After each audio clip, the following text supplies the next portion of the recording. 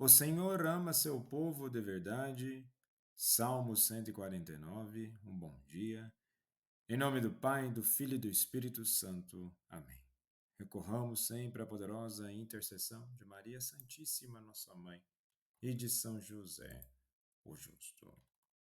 Na primeira leitura de hoje, da profecia de Ageu, capítulo 1, dos versículos 1 ao 8.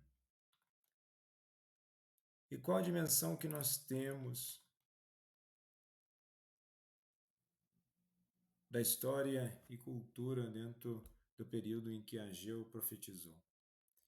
Ele fala a um povo que voltou do exílio babilônico. Eles reconstruíram suas casas, mas o templo permanecia destruído. O erro deles não era trabalhar, mas priorizar o conforto pessoal sobre a obra de Deus. E vejamos bem quantas vezes nós priorizamos aquilo ao qual não vai nos trazer crescimento espiritual e muito menos comunhão com Deus. É preciso rever nossas prioridades, aquilo que verdadeiramente é necessário para que possamos reconstruir nossas vidas.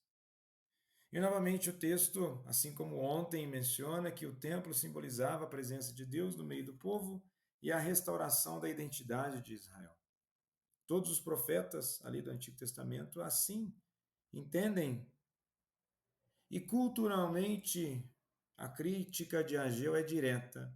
O coração humano tende a escolher segurança material, estética pessoal em vez de fidelidade a Deus. E quantas coisas, novamente, nós trocamos ou deixamos de fazer e com isso distanciamos da presença de Deus.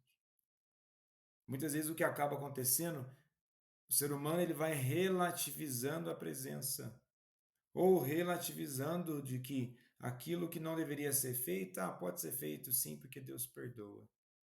Isso não é nem uma amizade sadia e muito menos um relacionamento profundo com Deus.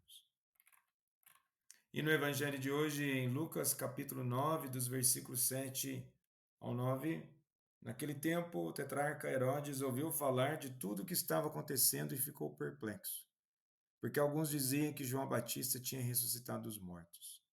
Outros diziam que Elias tinha aparecido, outros ainda que um dos antigos profetas tinha ressuscitado. Então Herodes disse: Eu mandei degolar João. Quem é esse homem sobre quem ouço falar essas coisas? E procurava ver Jesus.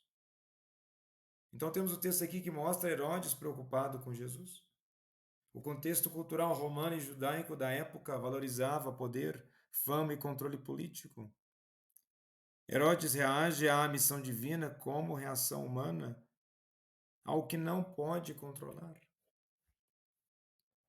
E vejamos que Ageu, na primeira leitura, nos lembra que a prioridade deve ser a casa de Deus, ou seja, o reino e a presença de Deus na vida do povo. O conforto humano não pode se sobrepor ao projeto divino.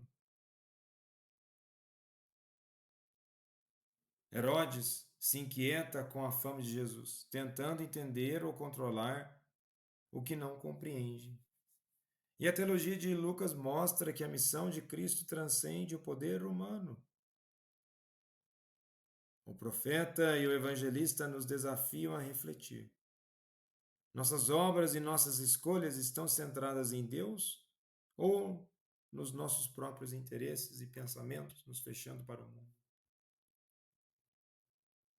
Vejamos que a grande riqueza da vida do ser humano é viver em comunidade, ter um próximo, pessoas próximas a nós, que compartilham valores, ideais sadios,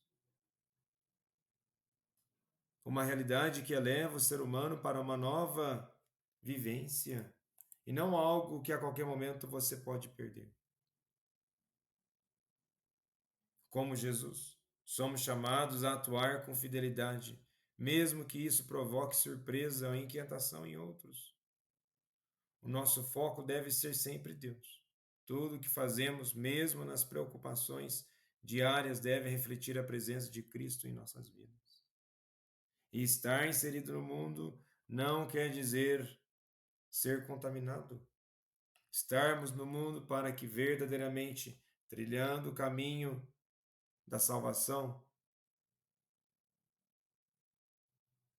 e tal salvação começa aqui. E Jesus encerra o texto,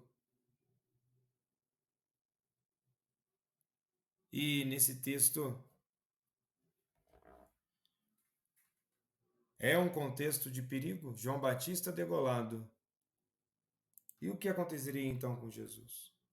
Jesus não é compreendido não simplesmente por ser algo desconhecido no meio das pessoas, ele não é compreendido. A sua mensagem chegava às pessoas, colocava as pessoas a pensarem sobre o próprio sentido da vida, o que é que nós estamos fazendo de nossas vidas.